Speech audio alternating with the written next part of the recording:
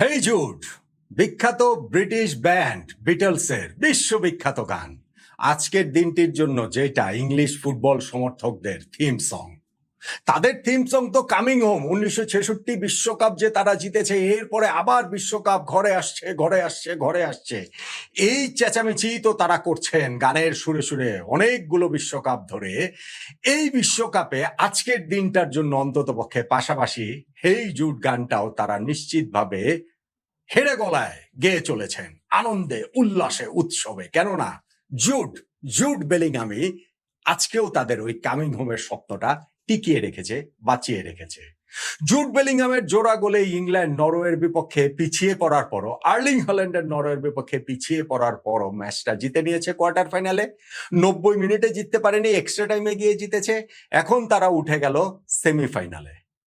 1966 বিশ্বকাপ জয়ের পরে সেমিফাইনালে দুইবার উঠেছিল। 1990 সালে সেইখানেও তারা হেরে গেছে সেমিতে, 2018 সালে সেইখানেও তারা হেরে গেছে সেমিতে।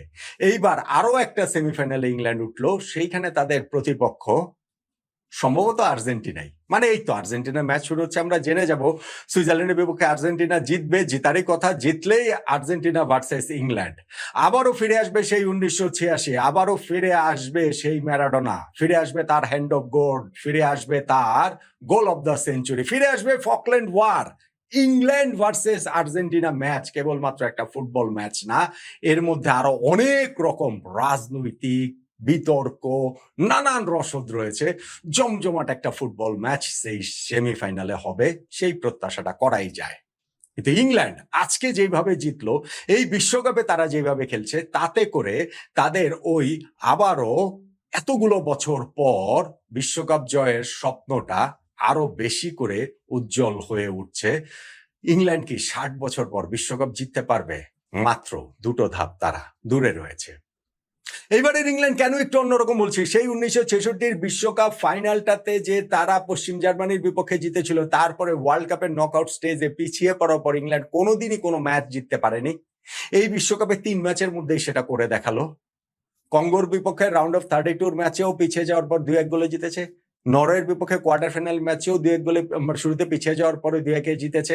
আর মাঝখানে যে ম্যাচটা রাউন্ড অফ 16 মেক্সিকোর বিপক্ষে, সেটা তো ওয়ার্ল্ড কাপের অল টাইম ক্লাসিক, এই ওয়ার্ল্ড কাপের এখন পর্যন্ত বেস্ট ম্যাচ, অসাধারণ একটা ম্যাচ খেলে ইংল্যান্ড জিতেছে। ফলে পরপর 3টা ম্যাচে এইরকম ইংল্যান্ডকে যখন দেখা গিয়েছে, ইংল্যান্ড এখন ভাবতেই পারে যে স্কাই ইজ দ্য লিমিট, অবশেষে বোধ করি বিশ্বকাপটা তারা আবার জিততেই পারে। ওই প্রত্যাশাটার জায়গাটা অনেক বড় করে ইংলিশ সমর্থকদের মধ্যে এখন আরো বড় করে দেখা দিয়েছে।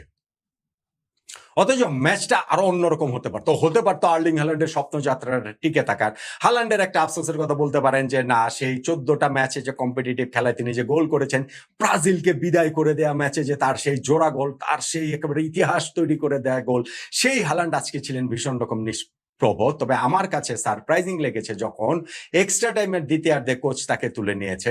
হ্যাঁ, হালান্ড কার্যকর ছিলেন না খুব একটা, তা হালান্ড ম্যাচের মধ্যে কবে কোন সময় কার্যকর থাকেন? ব্রাজিল ম্যাচে ওই 2টা গোল দেওয়ার বাইরে হালান্ডকে আপনি কোথায় দেখেছেন? তার মতো একজন প্লেয়ার যখন মাঠে থাকে, যে কোনো মুহূর্তেই তো কামব্যাক করার সুযোগ থাকে, যে কোনো মুহূর্তে গোল দিয়ে দেওয়ার সুযোগ থাকে। এবং নরওয়েতে তখন একেবারে ওভার এন্ড আউট না, মানে এক্সট্রা টাইমে গিয়ে জুড বেলিংহাম সেকেন্ড গোলটা করে 2-1 মাত্র ইংল্যান্ডকে এগিয়ে নিয়েছিলেন। ফলে ওই সময় হালান্ডকে তুলে নেওয়া, বিশ্বকাপ থেকে তার এরকম একটু ম্রিয়মান বিদায় হয়ে যাওয়াটা একটু সারপ্রাইজিং। এবং সেইখানটাতে বড় আর একটা আফসোসের জায়গা থাকবে, যখন নরওয়ে 1-0 গোলে এগিয়ে গিয়েছিল এবং সেই এগিয়ে যাওয়ার সময় হালান্ড সেটা 2-0 করতেই পারতেন, যদি তার সতীর্থ সল্ডর তাকে বলটা বাড়াতেন। ভীষণ সুবিধাজনক জায়গায় পেয়ে কেন যে তিনি হালান্ডকে বলটা দিলেন না, হালান্ডকে দিলে পুরো গোলবার তার সামনে, শুধু ইংলিশ গোলকিপার জর্ডান পিকফোর্ড তার সামনে ছিলেন, কিন্তু ওই বলটা যে তিনি কেন পাস দিলেন না, নিজে শট নিলেন না, কি কাটাতে চাইলেন, কি করলেন, গ্লোরিয়াস অপরচুনিটিটা নরওয়ের মিস হয়ে গেল। সেইটা নিয়ে নিশ্চয়ই এখন তারা আফসোসে পড়ছে। তবে তারা ফাইট দিয়েছে, তুমুল ফাইট দিয়েছে, ইংল্যান্ডকে একেবারে ঘাম ঝরিয়ে ছেড়েছে। শুরুতেই তারা গোল দিয়ে এগিয়ে গেছে 36তম মিনিটে, হ্যারি কেনের কাছ থেকে বলটা কেড়ে নিয়ে ওডেগার্ড যে পাসটা দিয়েছেন, সেইখান থেকে বাম সাইড দিয়ে বক্সে ঢুকে শেডরুপ তিনি যে শটটা নিয়েছেন, অসাধারণ সেই শটে হচ্ছে গিয়ে জর্ডান পিকফোর্ড বিট হয়েছেন, 1-0 গিয়ে গেছে। এবং তারপরে আমি বললাম সেটা 2-0 হতে পারতো যদি হালান্ডকে পাসটা দেওয়া হতো, সেই পাসটা দেওয়া হয়নি। ইংল্যান্ড আবার সেই বিরতির আগেই খেলায় ফিরে এসেছে জুড বেলিংহামের গোলে। এবং তিনি অ্যান্থনি গর্ডনের পাসটা ধরে নরওয়ের বক্সে রাশ করে ঢুকে সেই মানব জটলার ভেতর থেকে বাম পায়ের প্লেসিং শটটাতে কোনাকুনি এইভাবে বলটাকে জালের ঠিকানায় পাঠিয়ে দিলেন। ইংল্যান্ড ম্যাচে ফিরে আসে। ইনফ্যাক্ট তারা এগিয়েও গিয়েছিল বলে মনে হয় যখন হ্যারি কেইন একটা ডিং করে বলটাকে আবারও জালে পাঠিয়ে দেন, কিন্তু সেটা অফসাইডের কারণে বাতিল হয়ে যায়। সেকেন্ড হাফে অবশ্য ওই জায়গাটাতে নরওয়ে ভেবেছিল যে তারা গোল করে মানে আবারও এগিয়ে গিয়েছে, বলটা তারা জালেও পাঠিয়েছিল, কিন্তু কর্নার থেকে নেয়া ওই গোলটার বিল্ড আপের সময়, বিল্ড আপ মানে কি, কর্নারটা করার আগে ইনফ্যাক্ট হালান্ড ওইখানে ধাক্কা দিয়ে এলিয়ট অ্যান্ডারসনকে ফেলে দিয়েছিলেন। ফলে ওইটাকেও আসলে চেক করার পরে ভিআরের ওইখান থেকে হচ্ছে গিয়ে গোলটা বাতিল হয়ে যায় এবং ইংল্যান্ডের একটা হাফ ছেড়ে বাঁচার সুযোগ তৈরি হয়। ম্যাচের বাকি সময়টাতেও কিন্তু কাঁপিয়ে দিয়েছিল ইংল্যান্ডকে। কয়েকবার মনে হয়েছিল যে একটু এদিক ওদিক হলেই ম্যাচের রেজাল্ট অন্যরকম হতে পারতো। একটা তো হচ্ছে গিয়ে ক্রসবারে পর্যন্ত প্রতিহত হলো, কিন্তু খেলা যখন এক্সট্রা টাইমে চলে গেল সেই জায়গায় জুড বেলিংহামের আবারও একটা ম্যাজিক, এবং তিনি এইবার নরওয়ের গোলকিপার নাইল্যান্ডের ভুলের সুযোগটা নিলেন। এই নাইল্যান্ড ব্রাজিলের বিপক্ষে ম্যাচে জয়ের পার্শ্বনায়ক আর্লিং হাল্যান্ডের পর সবচেয়ে বেশি করে তার কথাই বলতে হবে। 5টা সেভ করেছেন, 4-5টা অনেকগুলো সেভ করেছেন নিশ্চিতভাবে, কিন্তু এই ম্যাচটাতে মর্গান রজার্সের যে দূরপাল্লার শট সেটা তিনি ঠিক মতো গ্রিপ করতে পারেননি।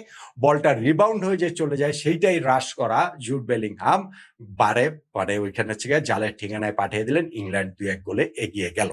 নাটকীয়তা সেখানে শেষ হয়নি, কেননা এইখানটাতে ইংল্যান্ড একটা পেনাল্টি পেয়েছিল, যেইটা আবার ভিআর দেখার পরে সেই পেনাল্টির সিদ্ধান্তটা ওভারটার্ন করা হলো, বাতিল করে দেওয়া হলো ইংল্যান্ড।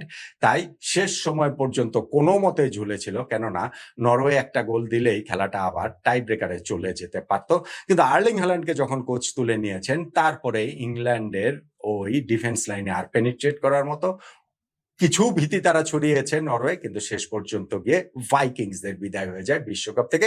অবভিয়াসলি তাদের বিদায়টা মাথা উঁচু করে হয়েছে, অবভিয়াসলি দুর্দান্ত তাদের world cup performance, obviously world cup ইতিহাসে নরওয়ের সবচেয়ে সেরা অর্জন এইটা। এবার সেমিফাইনাল পর্যন্ত, কোয়ার্টার ফাইনাল পর্যন্ত উঠে যাওয়া, সেমিফাইনালে তারা উঠতে পারলো না, কিন্তু ব্রাজিলের মতো দলকে তারা বিদায় করে দিয়েছে এবং এই ওয়ার্ল্ড কাপে নিশ্চিতভাবেই ছাপ রেখে গেল আর্লিং হাল্যান্ডের এই নরওয়ে। তবে ইংল্যান্ড তারা পরপর 3টা ম্যাচ, এই থ্রিলিং ম্যাচগুলো তারা জিতলো, তাতে করে ওই গাট ফিলিংটাও তাদের আসতে পারে যে না, অবশেষে বোধহয় এইবার কামিং হোম, অবশেষে বোধহয় এইবার আবারও বিশ্বকাপটা তারা জিততে পারে। অবভিয়াসলি এখনো ধরেন সেমিফাইনালে প্রবাবলি আর্জেন্টিনার মতো এরকম বিরাট বড় বাধা আছে, ফাইনালে গিয়ে ফ্রান্স বা যদি তারা ফাইনালে উঠতে পারে ফ্রান্স বা স্পেনের মতো বিরাট বড় বাধা রয়েছে।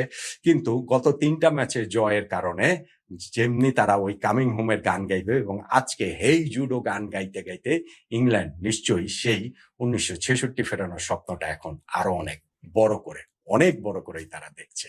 হবে নাকি ইংল্যান্ডের কামিং হোম হেই জুডের মাধ্যমে?